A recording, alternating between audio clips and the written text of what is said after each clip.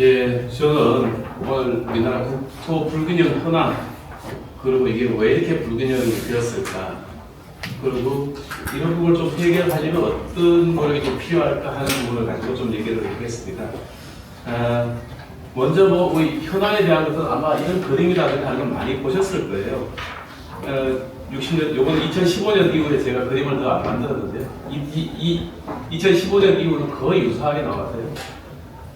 그리고 우리나라 국토 불균형에 대한 부분을, 요거는 주로 이제 인구의 분포 측면을 가지고 이렇게 한번 봤는데, 우리나라의 국토 불균형에 대한 부분을 보면, 인구 측면에서 보면은, 하나는 이제 수도권과 비수도 간의 어떤 불균형, 그리고 도시와 농촌 간의 불균형, 그리고 경구축과 비경구축 간의 불균형, 그리고 대도시와 중소도시 간의 어떤 불균형에 대한 이렇게 분포상의 어떤 불균형의 부분을 좀 우리가 고민을 해볼 수 있을 것 같고요. 또 하나는 이제 최근에 이제 저출산 문제라든가 하는 걸로 인한 성장 동력의 약화라든가 하는 이런 부분의 문제, 그리고 같은 분포에 대한 부분인데 이 청년 인구에 대한 분포 불균형, 이런 부분을 좀 고민해 볼 수 있을 것 같고요. 최근에 그 남북 교류라든가 통일에 대한 부분이 좀 들어가는데, 한편으로 이제 남북 간에 또 국토 전체의 남북 교류라든가 이런 부분도 가지고 같이 검토를 좀 해볼 수 있는 문제인 것 같습니다.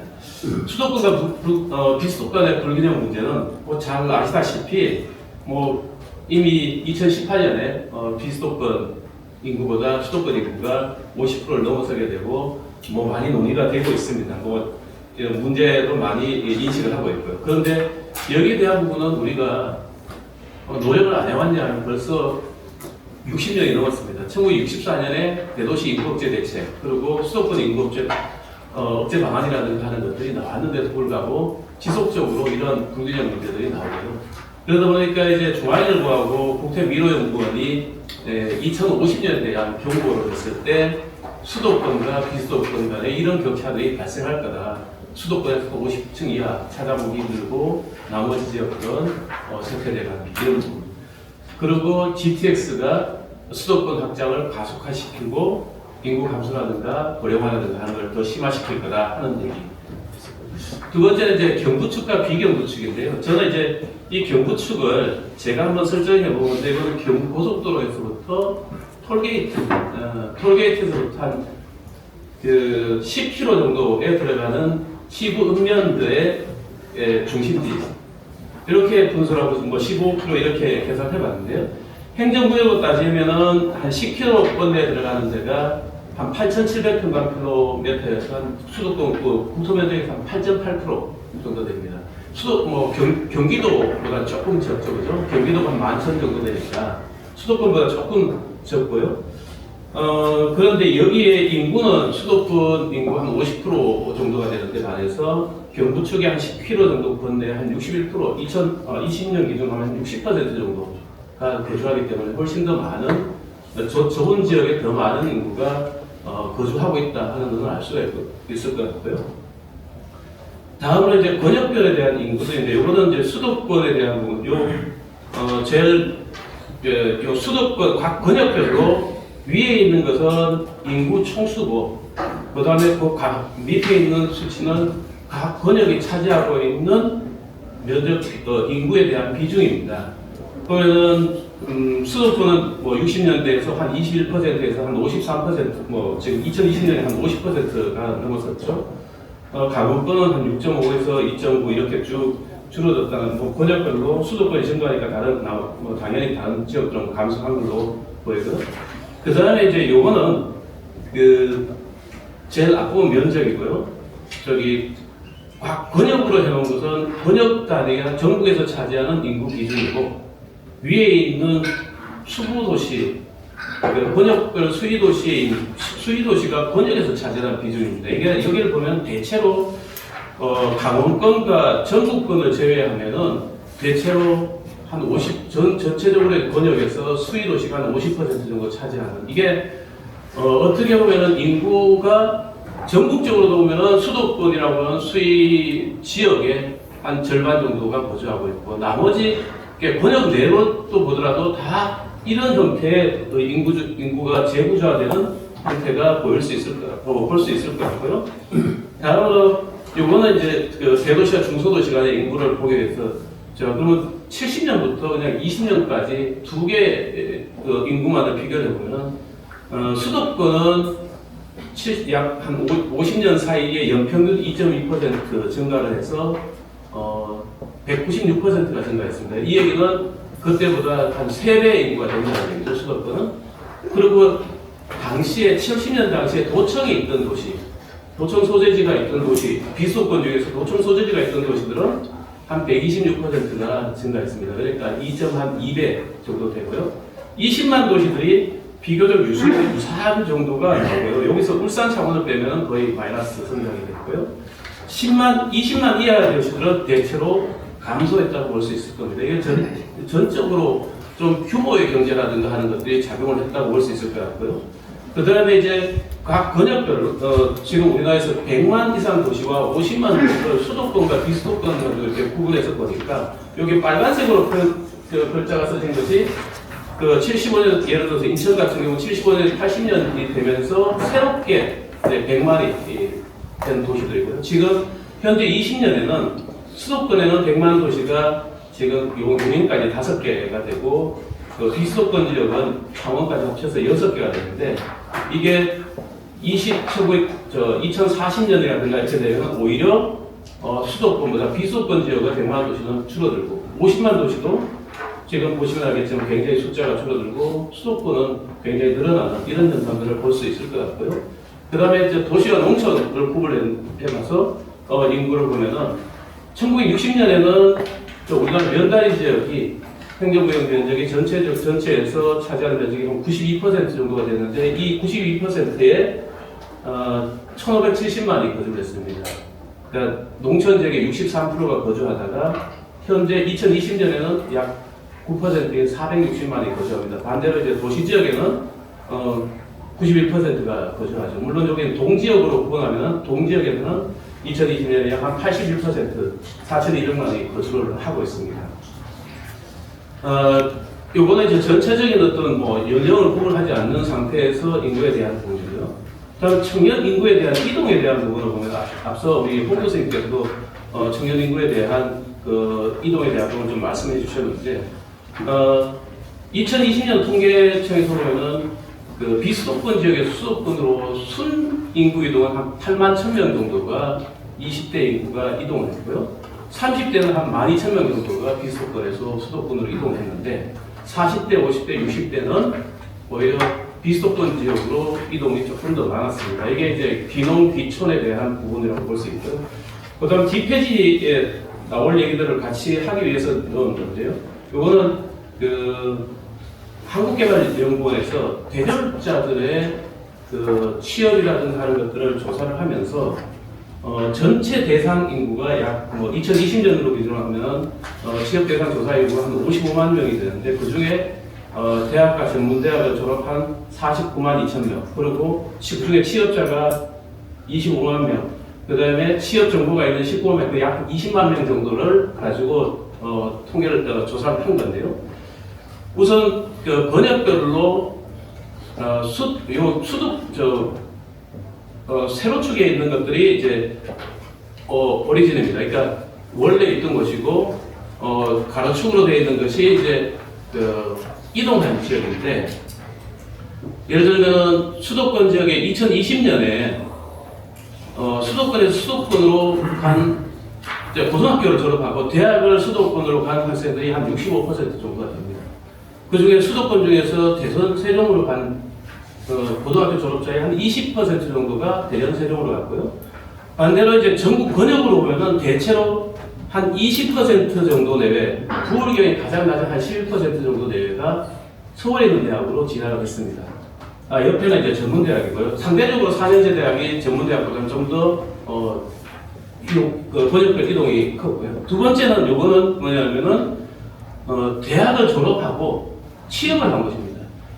세로축이 대학 소재지고 가로축에 이제 그 취업지, 직장인데 대전, 세종에서 대전과 세종, 충청 지역에서 졸업하는 학생들의 약 60% 내외가 수도권으로 취업합니다. 그리고 밑에 보시면 강원권 같은 경우에도 졸업자의 65% 정도가 수도권으로 지원합니다. 그러니까 이 얘기는 사실은 한 15%, 20%, 15에서 20% 전국 고등학교의 상위 15%, 20% 정도는 서울의 대학으로 진학을 하고요. 그 친구들은 다시 지방으로 내려오지 않고 그 지역에서 소수권에서 취업을 하고 있고요.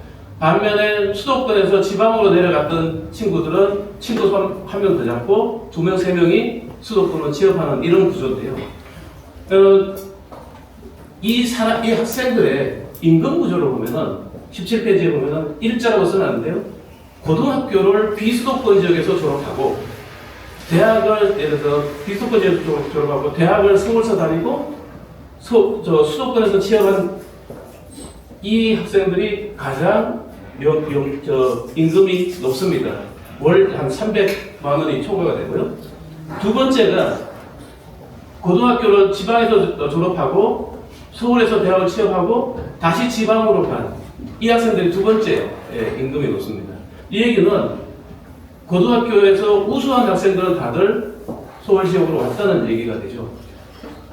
그런 어떤 여러 가지 현상들을 이제 볼 수 있고요. 이거 뭐 학교 출산율에 대한 부분들은 뭐 잘 아시겠지만 그 60년대에 6.0에서 거의 이제 0.72, 75까지로 떨어졌고요. 여기에 대한 여러 가지 인구에 대한 조절 포스트라든가 표라든가 하는 것들이 있었는데 저출산에 따른 저출산 현상을 보면은 저출산 현상을 보기 전에 여성 미혼율을 보면은 1970년대 같은 경우에는 전체 15에서 49세 전체의 인구 중에서 미혼율이 한 31% 정도였던 것이 2020년에는 거의 절반 정도가 혼인을 하지 않고 있는 상황이고요. 그 다음에 오른쪽에 보면 이제 남녀 평균 초혼 연령인데 80년에 여자 초혼 연령이 23세에서 2022년에 31세로 한 9세 정도가 늦어졌습니다. 그리고 이거는 제가 개인적으로 한번 1950년대부터 태어난 출생아 수와 사망 수를 넣고 이 연령을 가지고 제가 개인적으로 한번 그런 출산율을 0.9로 한번 계산해보고 평균 수명을 한 83세로 하고 성비를 105 정도로 했을 때 어떻게 태어나고 사망자가 나올까? 이건 뭐 제가 혼자서 계산해본 건데 이게 요 수치들은 5년 단위로 합치지 않고 하다 보니까 출생아 수라는 것들을 좀 구체적으로 좀 볼 수 있는 수치여서요. 이게 2050년, 60년대 가면 이제는 10만 명 이하 태어나고 이제 돌아가시는 사망자 수가 70만 명이 넘게 돼서 매년 우리나라 한 60만 명 이하가 인구가 감소하는 이런 국가가 될 것 같다 하는 생각이고요. 그거를 이제 저기 통계청에 있는 것과 제가 한 것들을 좀 비교를 해봤습니다. 인구 소멸에 대한 건 다들 많이 보셨을 거니까요. 그 다음에 그러다 보니까 우리 여러 지방 소멸이라든가 하는 여러 가지 얘기들을 많이 합니다. 우리 마강래 교수님도 지금 여기 그 지방도시 살생부라는 책도 쓰셨고, 그 일본에서 가장 먼저 이제 지방 소멸이라는 책자가 나오게 되는데요. 개인적으로는 이런 지방 소멸이라는 용어가 제가 가끔 여러 토론회를 갔다가 굉장히 불편하다 하는 얘기를 했는데, 이 지방 소멸이라는 말을 우리가 써야 되냐. 이 지방 소멸이라는 얘기를 쓰면은 우리가 주식이든 주택이든 값이 오른다고 하면 살 거고요. 떨어진다고 하면 안 살 거거든요. 그런데 지방 소멸되면 지방 소멸을 막고자 지방 소멸 기금을 통해서 지방 소멸을 막고자 하는 것은 이건 떨어지는 지역에 곧 망할 지역이다라고 얘기하면서 거기에 들어가서 살라고 하는 꼴이 되거든요. 그래서 오히려 이 지방 소멸이라는 용어 대신에 차라리 투자 우선 지역이라든가 촉진 지역이라든가 어떤 좀 긍정적인 용어를 좀 써줘야지, 그래야지 이게 지방 소멸이라는 것을 좀 극복할 수 있지 않냐. 사실은 이 지방 소멸이라는 이런 여러 가지 용어들이 대체로 보면은 이게 출판사의 상업적인 목적에서 사실은 써왔던 거거든요. 이게 이런 여러 가지 상업적 목적의 용어를 우리가 행정에서 공식적인 부분에서 이렇게 써야 되냐 하는 것들에 대한 불편함이 좀 있다는 말씀을 좀 드리고요. 그러면은 현상과학교는 왜 이렇게 불균형화되냐? 결국은 한 지역이 조금 더 성장하고 발전하는 건 결국은 인적인 측면, 산업적인 측면, 공간적인 측면으로 이렇게 볼 수가 있을 것 같습니다. 결국은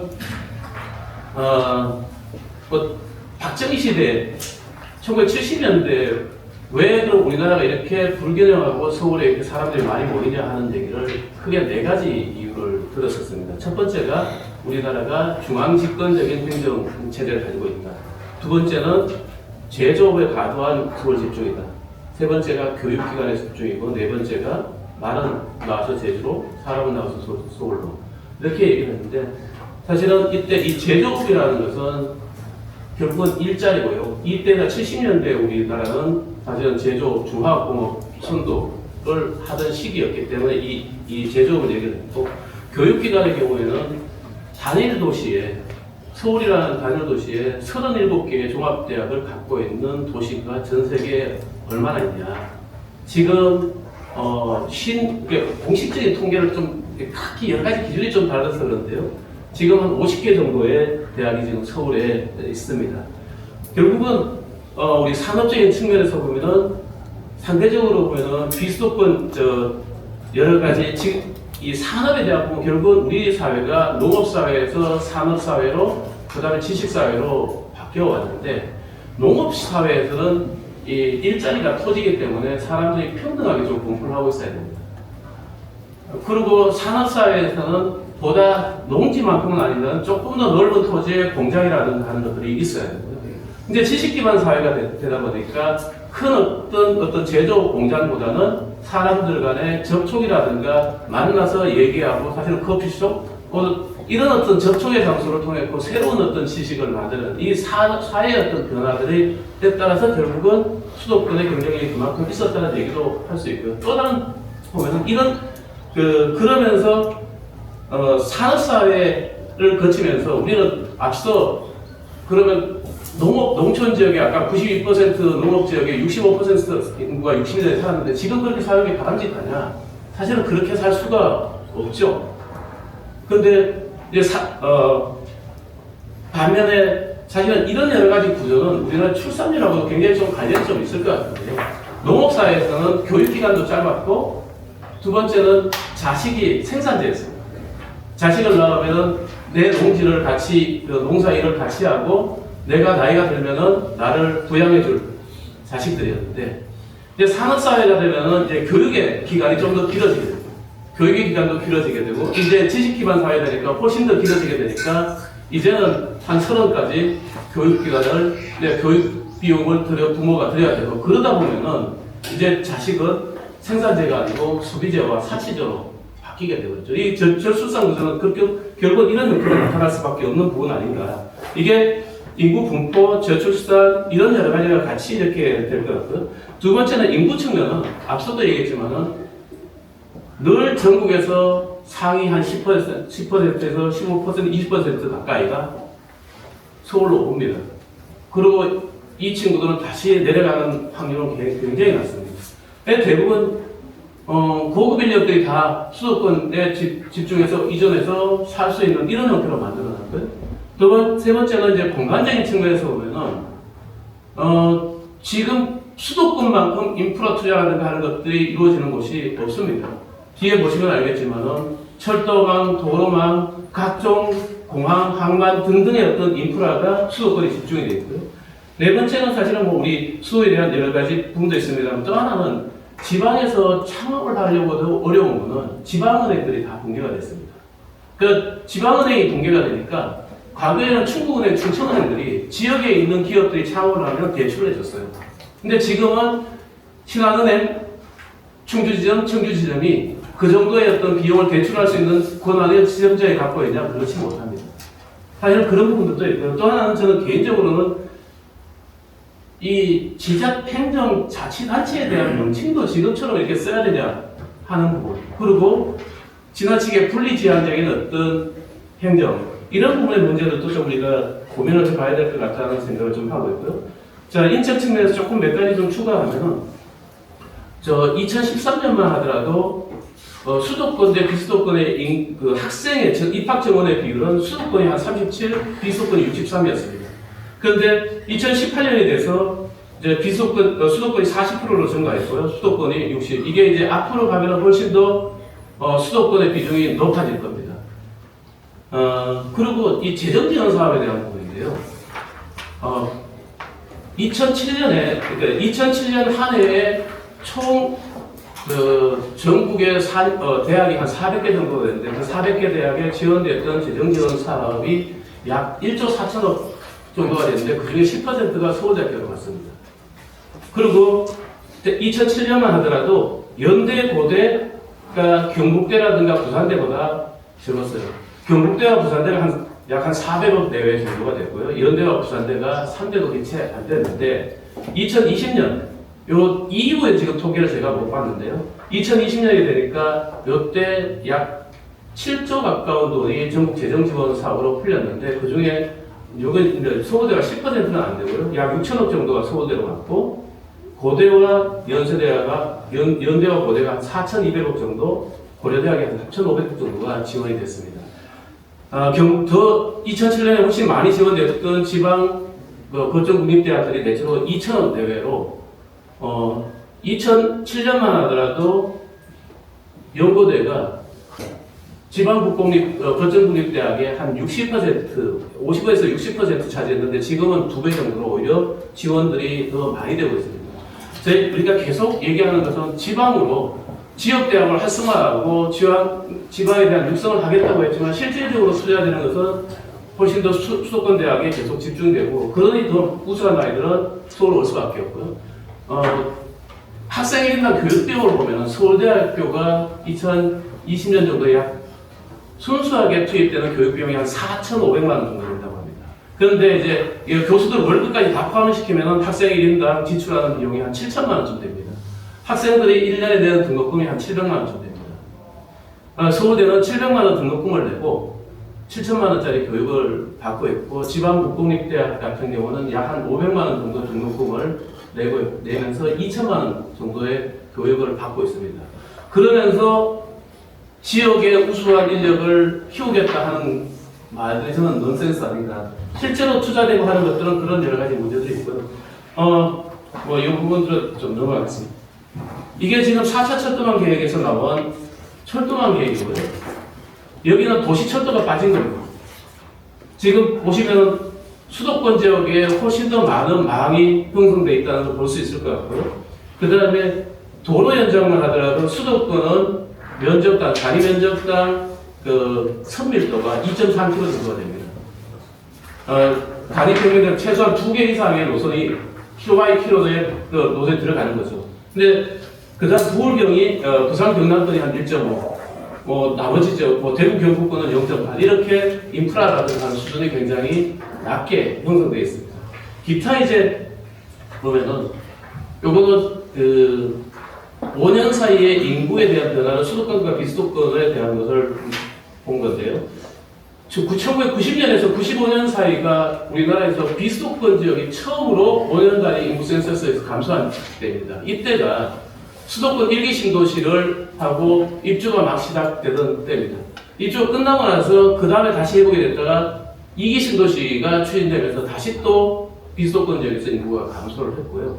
그 다음에 2010년에서 15년 사이에 비수도권 지역의 인구가 좀 많이 증가했던 것은 이때는 혁신도시 이전이라든가 행복도시에 대한 부분이라든가 하는 것들의 영향이 있었던 것으로 판단됩니다. 결국은 토다르 이론은 잘 아시겠지만은 토다르 이론은 도시 지역에 사람들이 많이 모이니까 도시 지역의 문제 해결하기 위해서 거기에 실업 문제라든가 하는 것 해결하려고 노력하면 노력할수록 실업은 더 악화된다. 이게 토다르 이론의 핵심인데요. 수도권의 주택 가격이 문제가 돼서 수도권에 집중이 되고 주택 가격이 올라가니까 거기에 새로운 어떤 신도시 정책을 펴면은 다시 더 많은 인구가 모이게 돼서 주택 가격 상승이라든가 하는 건 더 커지게 되는 악순환을 겪게 된다는 것이 이게 토다르 이론인데요. 이런 부분하고 또 하나 분리지향적인 지방행정구역인데요. 서울시가 그 전에 저희 1945년까지는 경성구였죠. 경성구에서 우리나라 공무원이라든가 하는 분들이 미 군정에다가 여러 가지 항의를 하게 됩니다. 한양구라든가 한성구라든가 하는 걸로 이름을 바꾸자, 경성구로 하지 말자 하는 것들이 나오면서 1년 뒤에 조선 군정 장관이었던 러시 소장이 8월 15일 날 서울 헌장을 만듭니다. 이때 서울을 독립을 한 것은 미국의 워싱턴 DC가 모델이 됩니다. 버지니아 지역에서 DC를 이렇게 떼내서 하게 되는데 미국은 연방정부이기 때문에요. 이 연방국가이기 때문에 어떤 독립된 주에 수도를 둘 수 없기 때문에 사실은 독립을 하게 됐고요. 그 뒤에 이제 46년에 서울이 경기도에서 분리가 돼서 특별자유시가 되고 63년, 97년까지 계속 이제 주된 수도도시들이 다 빠져나오게 되고 그러다 보니까 우리는 63년까지 국토건설 종합계획법에 굳이 총항역 계획이라든가 하는 것들이 없었는데 이렇게 다 분리되다 보니까 이 총항역 계획이라고 하는 불필요한 서는 계획이라든가 하는 이런 것들을 만들게 되는 양상으로 나왔고요. 두 번째는 이제 서울 중심에 대한 부분인데 저는 서울에 대한 부분도 좀 명칭이라든가 하는 것 좀 바꿔야 되지 않냐. 서울특별시고요.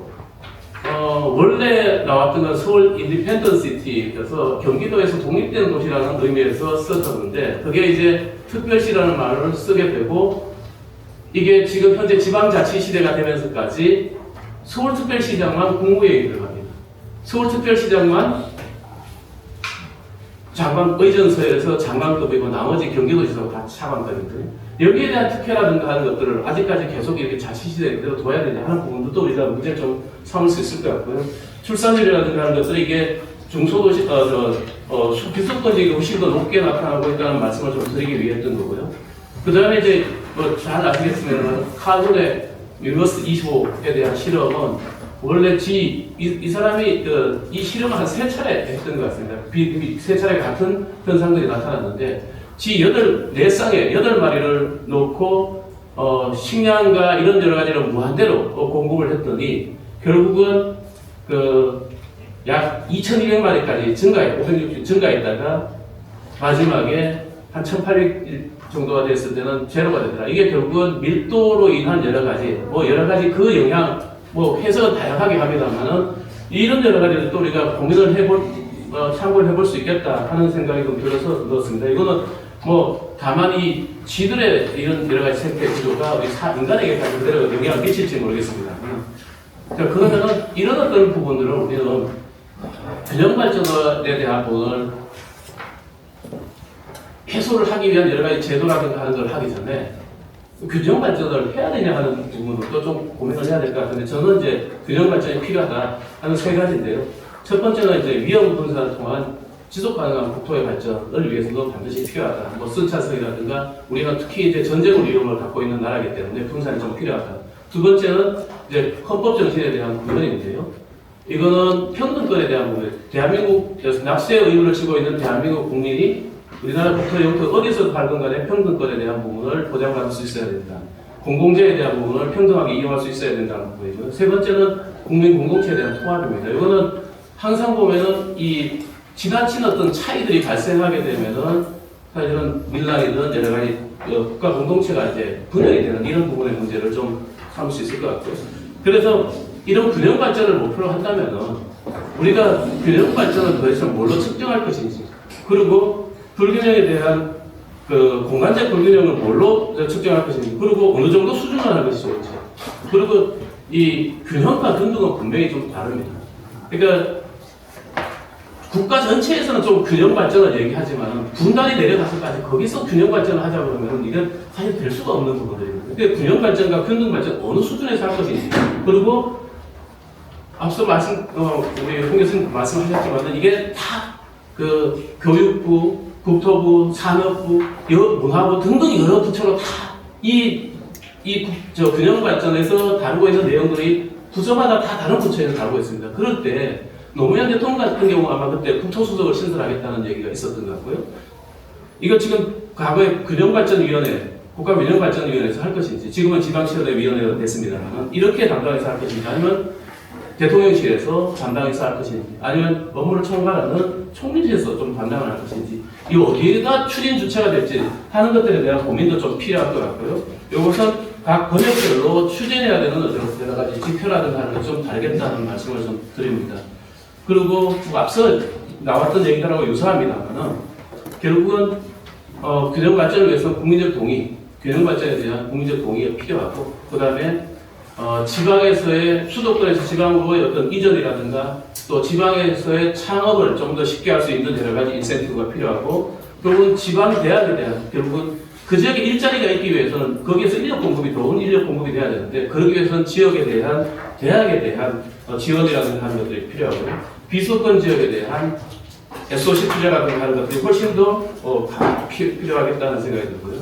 그 중에 또 하나는 이제 뭐 지금 새로운 후보들이 여러 가지 얘기를 합니다만, 개헌에 대한 부분, 행정 수도에 대한 얘기를 합니다만, 저는 수도 이전이 하나의 중요한 수단이다라고 생각하는데, 앞서 한 4가지 정도 우리가 수도권 지역으로 인구 집중 4가지 이유 중에서 중앙 집권적인 어떤 행정에 대한 부분, 그 다음에 사람 나와서 서울로, 말은 나와서 제주와 같은 이런 여러 가지에 대한 수도로 집중에 은연중에 무의식중에 둘 수 있는 이런 여러 가지에 대한 부분을 조금 해소할 수 있는 부분은 그나마 있지 않을까 하는 생각이 들고요. 그리고 문제는 이제 수도 이전을 지금 특별법이라든가 하는 것으로 가능하냐. 사실은 2004년 위헌 소송 때 이 모든 부분을 다 막아놨습니다. 헌법 128조에서 130조까지에 대한 이 절차를 수도 이전하려면 이 절차를 거치라 했기 때문에 이 부분에 대한 것들을 막아놔서 굉장히 좀 어렵다는 말씀을 좀 드리고요. 그리고 또 하나는 저는 앞서 얘기했지만은 이 균형 발전을 하기 위해서는 작은 단위로 하기가 좀 어렵습니다. 그래서 조금 더 큰 권역을 구분하고, 예를 들면은 뭐 앞서도 얘기했습니다. 광역시와 도를 통합하고 광역시 폐지에 대한 부분은 제가 한 20년 이상 얘기했던 부분인데요. 폐지하고, 그 다음에 국회에 대한 부분도 지금 수도권에 대한 인구가 과반으로 넘어섰는데, 좀 지나면은 앞으로 다음 차차기에 아마 총선이 되면은 국회의원 수가 아마 수도권 의원 수가 더 늘어날 겁니다. 비수도권보다 많아질 겁니다. 이렇게 되면은 이 지방에 대한 균형 발전에 대한 입법 부분들도 굉장히 위축될 가능성도 있다. 그래서 이 부분은 양원제를 통해서 통일, 외교, 국방 이런 여러 가지 사항은 상원에서 다루고요. 하원에서 이런 일반적인 어떤 법률을 좀 다룰 수 있는 부분 아닌가. 그리고 명칭에 대한 부분, 앞서 얘기했습니다만은 특방여시에 대한 것들, 명칭이라든가 하는 것도 좀 폐지하고, 과거에 군단위 지역에서 읍이 5만 이상 되면 시로 분리하는 이런 부분들이 부르면서 분리가 됐었는데, 이것도 하나의 단일한 행정 시스템으로 통일된 어떤 명칭으로 바꾸는 것이 좀 필요하다 하는 말씀을 좀 드리겠습니다. 그리고 이제 저는 지방자치단체보다는 명칭을 좀 지방정부라는 명칭으로 해서, 지금은 지방자치단체가 법률에서 위임한 내용들만 조례로 만들 수 있는데, 여기에 대한 입법 활동이라든가 하는 것들도 좀 가능할 수 있는 부분을 해야 되지 않을까 하는 생각을 좀 합니다. 이게 좀 제가 시간을 좀 많이 쓴 것 같아서 뒷부분은 유인물로 가려가겠습니다. 감사합니다.